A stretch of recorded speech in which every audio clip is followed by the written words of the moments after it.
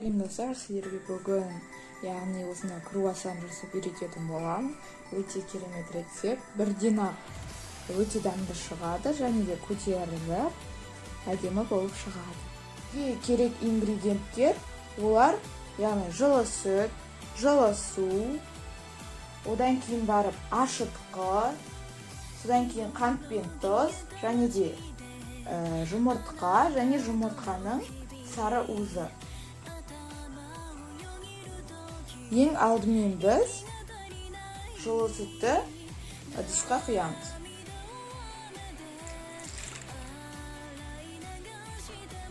Одан кейін жылы суды құямыз. Осы екеуін араластыратын боламыз.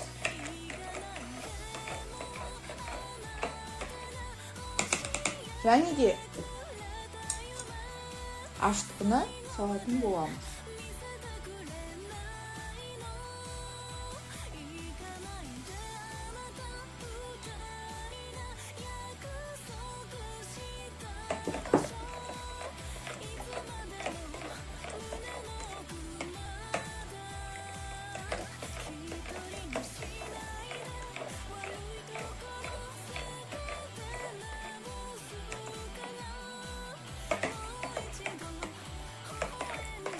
Ашытқыдан кейін біз қант пен тұзды салатын боламыз. Бұны да жақсылап араластырып аламыз.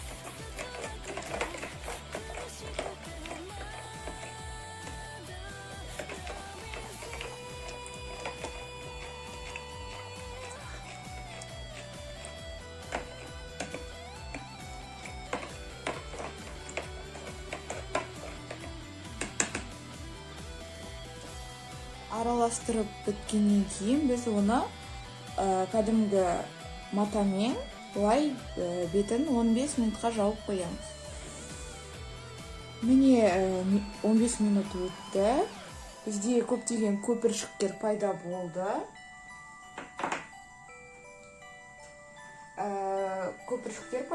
Енді біз оны дұрыстап араластырып және де оған біз жұмыртқа қосатын боламыз.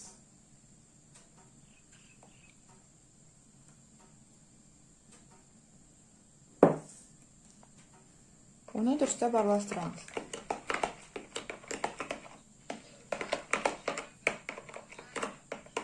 Бұл жерге негізі жұмыртқа және жұмыртқаның ақ уызы қосылған болатын.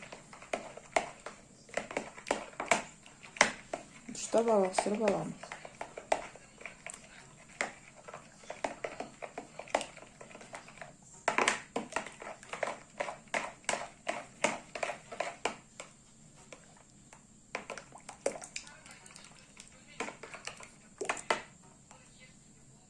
Міне бұны дұрыстап араластырдым. Енді бізге 2 ас қасық май керек болады. Мен міне құйып алдым, майда құйып алдым.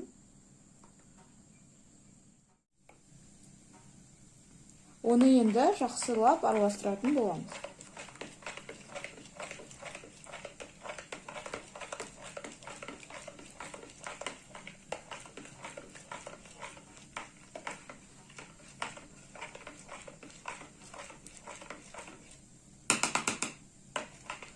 Енді біз оған 700-800 грамм қосатын боламыз. Бірақ 700-800 граммнан көп, оны және де илеуге қолданамын.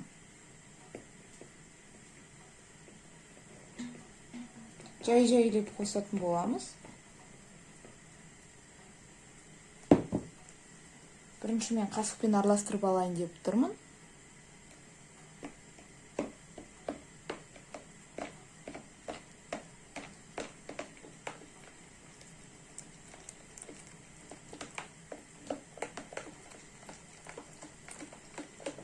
Бұл басында осындай іртік-іртік болады. Блинчикпен араластырсаңыз, бәрі вообще күшті болады. Бұндай іртіктер ол кезінде болмайды.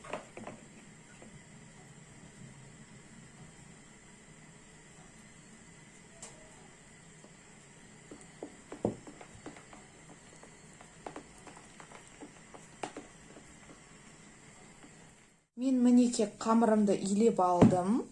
Енді бұны бетін жауып, жылы жерге қойып қоямыз. Яғни мен мынандай тарелкамен жабамын, өйткені бізде пищевой пленка жоқ. Сондықтан мен осымен жауып қоятын боламын. Сіздер бұны матамен де орап қойсаңыздар болады, өйткені матаның іші де жылы. Міне мен енді қалайын деп жатырмын, уже бір 45 минуттай өтті. Енді қазір қарап көрейін. Біз бағана тексеріп көретін болғанбыз, естіп. Бұл ашқан деген сөз. Егер сіздер ашығанын білмеген болсаңыздар, онда саусақтарыңызды батырып, және де ол өзінің орнына келетін болса, ол ашыған деген сөз.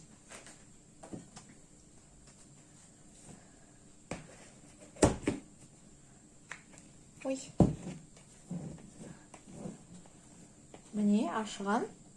Өте күшті ашықты. Біз ең бірінші мынаны сала тұрайық қазірше. Ең бірінші бұл жерге біз ұнымызды сеуіп алайық.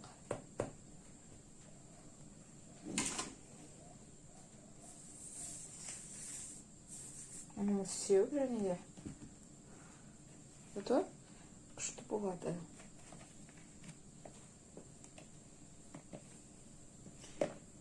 Өте әдемі болып ашықты. Бірақ кішкене жабысқақ болып тұр. Сондықтан жабыспақ болмау үшін онды ұнға малып алайық. Қалғандарын да істеп алайын.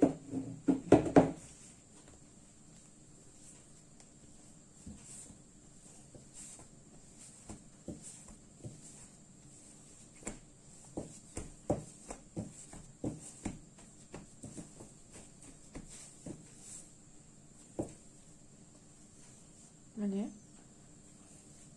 осыны үстіп алып,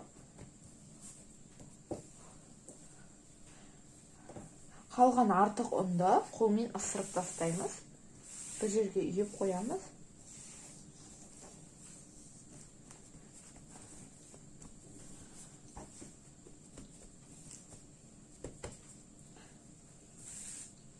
Әйтпесе көп ұн қосылып кетуі мүмкін.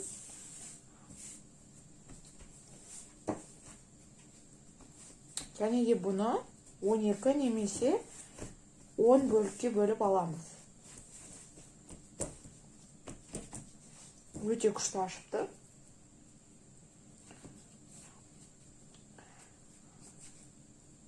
Пышақпен дұрыстап бөліп аламыз. Мінекей бұны 12 немесе 10 бөлікке бөліп аламыз дейді. Қазір оны бөлетін боламыз.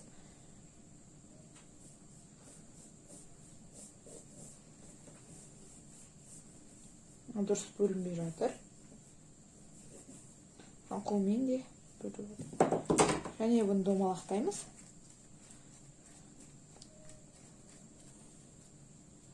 Өте кішкентай болды. Өйткені мен аз істеп жатырмын.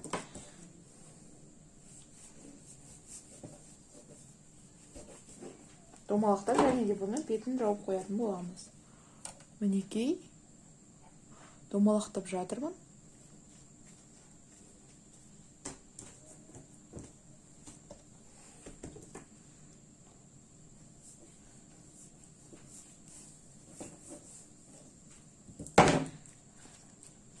Өте жұмсақ болды рецебі.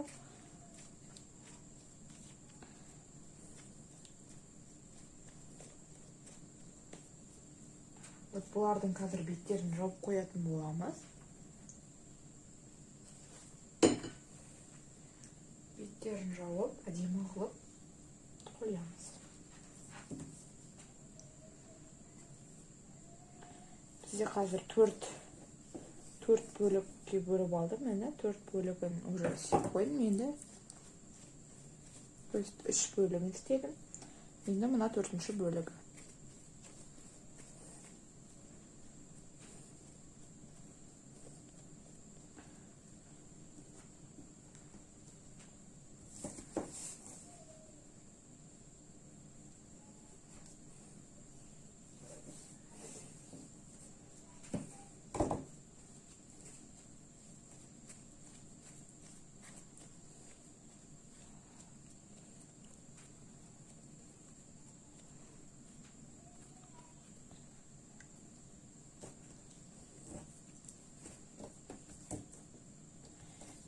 бөлікті енді алтыншы бөлігін істейміз.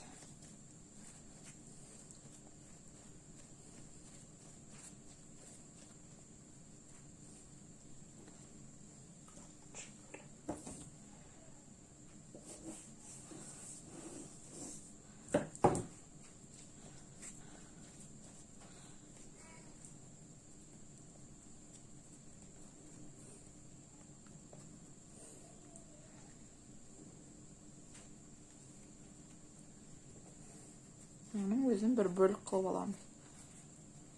Ең соңғысы еткен. Мынау қалғанын да алуға болады. Әйтпесе ысырап болуы мүмкін.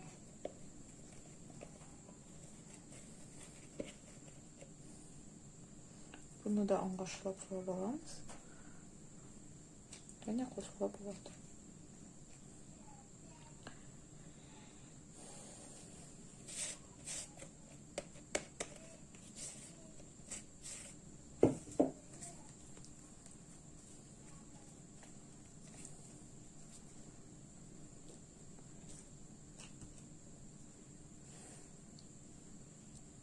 Мінекей менде 8 бөліктей шықты. Мен енді оларды жаятын боламын. Яғни бұлар кішкене 10 минут немесе 5 минут істіп тұру керек. Және де олар осы матаның астында да көтеріледі.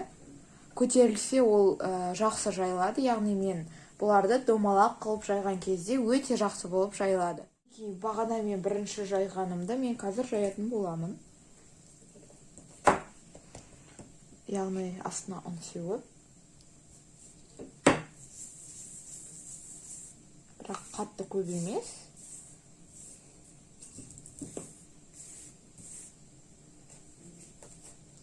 Яғни доп-домалақ қылып жаятын боламыз.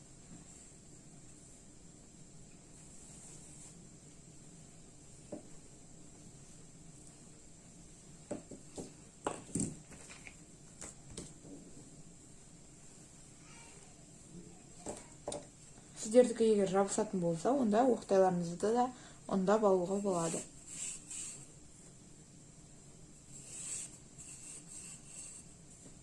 Және қатты жабыспайтын болады.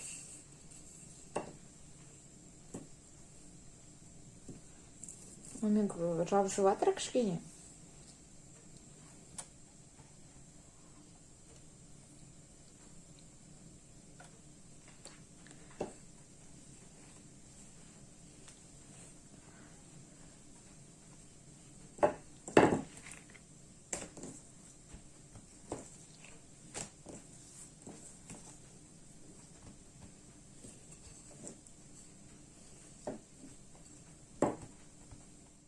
Барлығын жайып, және де ортасына бөлме температурасындағы майды жағып, домалақтап, шеттерін бекітіп алдым. Енді бұны біз үлкен қылып жаятын боламыз. Мен бұны барлығын жайып, ортасына кәдімгі үй температурасындағы майды жағып, шеткі жерлерін бекітіп алдым. Енді бұны қазір жаятын боламын. Жайған кезде, яғни бұның қалыңдығы 3-4 мм болу керек. Әйтпесе одан жұқа болып кетсе, онда оның, яғни қамырдың жыртылып кетуіне алып келеді. Оның жыртылып кетуі мүмкін. Сондықтан 3-4 мм ғана, яғни 3-4 мм болу керек. Егер сіздер видеодағындай кессеңіздер, өте күшті болады. Яғни мен қазір қалай кесем, тура солай кессеңіздер, өте күшті, дәмді, және фигурасы да әдемі болады.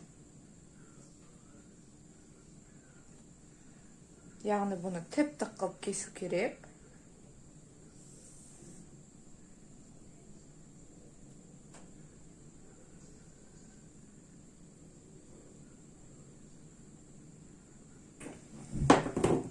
Міне, өте әдемі. Енді бұларды тоже бұлай 3-4-ке кесетін боламыз. Яғни бұдан 12 сондай қатарлар шығу керек.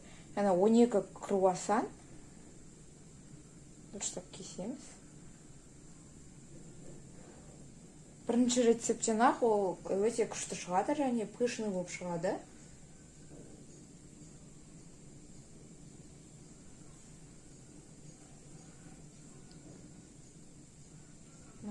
дұрыстап аламыз.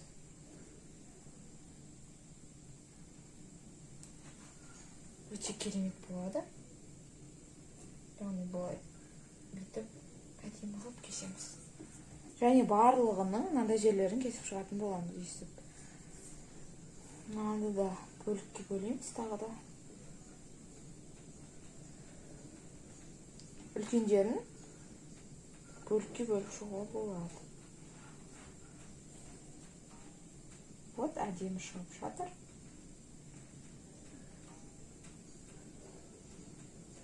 Өте күшті болып шығады. Өздеріңізге ұнайды.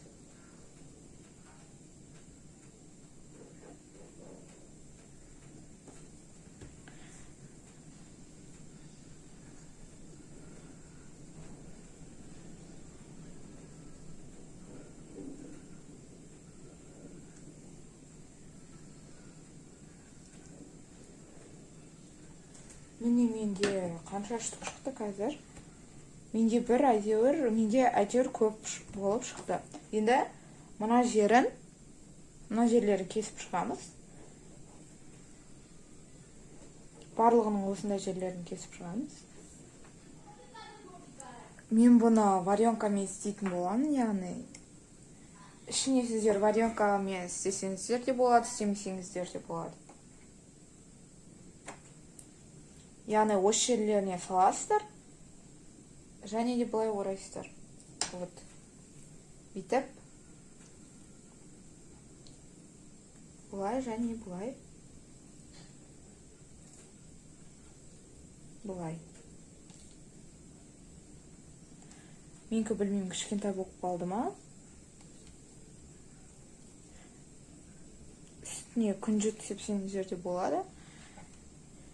Барлығына қойып шығайын. Жағып. Мен бірақ барлығына емес, енді жартысына ғана істеймін. Жартысына варенкамен, жартысына әшейін. Көптен істеймін.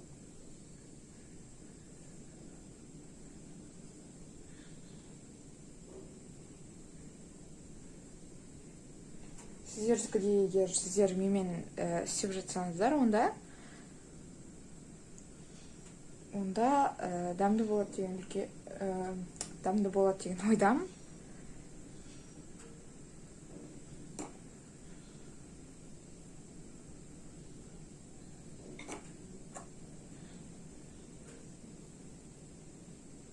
Әрине біріншісінде дұрыс шықпауы мүмкін, бірақ екінші, үшіншісінде өте керемет болып шығады. Өздеріңіздің отбасыларыңызға істеп көрсетіп, соны бірге дастарханда жеңіздер. Мен барлығына істеп тастаппын, енді үшеуіне істемеймін.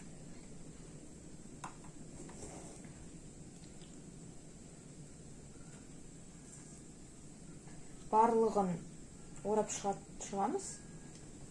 Вот бір-біріне жабысып жатыр. Сіздер алшақ қойып істесеңіздер болады.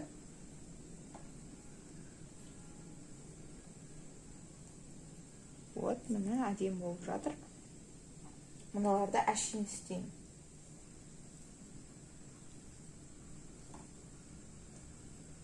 Бір-біріне жабысып қалуы мүмкін. Ондай болып тұрады.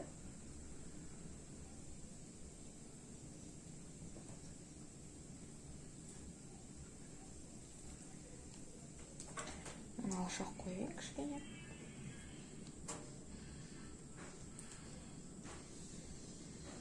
Созылып жатқан жағдайларда болады.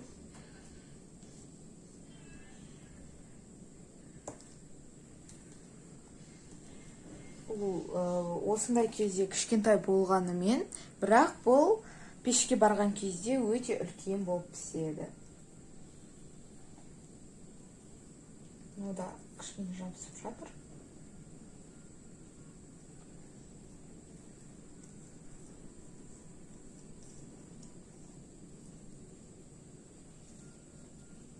Кейбіреу дұрыс шықпауы мүмкін.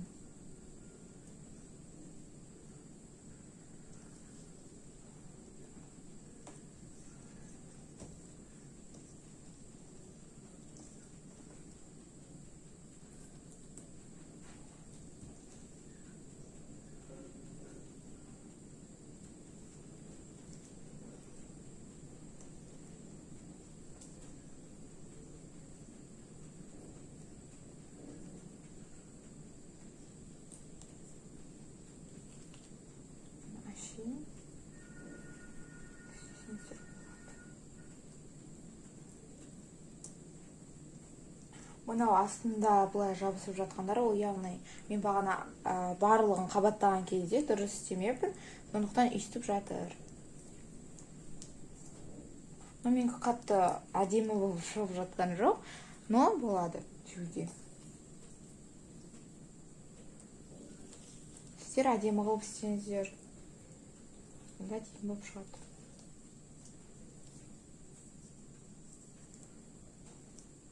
Или дұрыс орап жатқан жоқпын ба, білмеймін. Мынау кішкене үлкен болып кетіпті.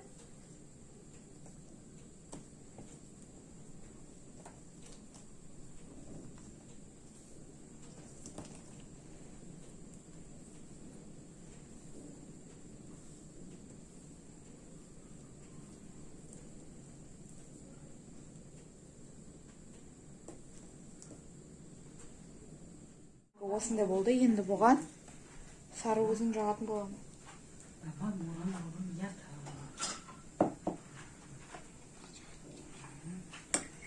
Осындай болды ма? Демек пісірген болған.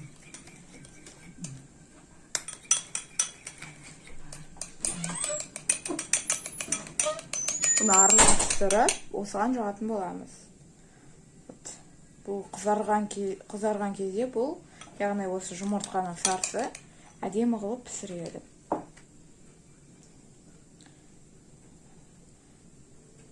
Менде пергамент қағаз болмағандықтан мен кәдімгі қағазды қолданып жатырмын.